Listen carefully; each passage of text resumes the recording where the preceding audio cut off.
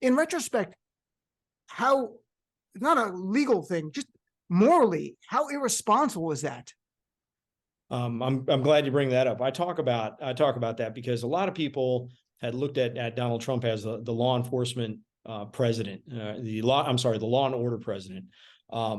So they would have expected a little bit more. For me, he's the commander in chief. He's in charge of all the military resources, and I could have used some support. I talk about a call that I got from the White House at the time. I thought it may be him offering support.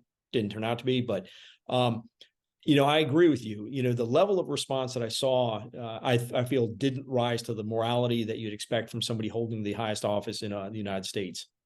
And just to be clear, the former chief's son is not political. This is very factual in there.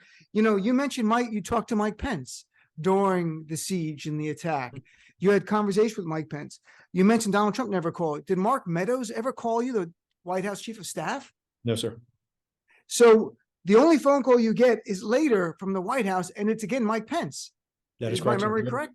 Yeah, Mike Pence. I talked to him 3 times that day. I talked to his detail once. I talked to him twice, and then went over and talked to him in person, briefed him in person. And I detail these conversations. What surprised me is some of his first questions out of his mouth when he called the very first time when we were in the heat of battle. He asked how my men and women were doing. That floored me as the chief. That was very appreciative of that. But he was very concerned, but he made it loud. He made it very clear he was not leaving the Capitol, and he wanted to get back in to certify this vote as soon as possible. If Donald Trump accepts his loss in November of 2020, in your view, is there a January 6th attack?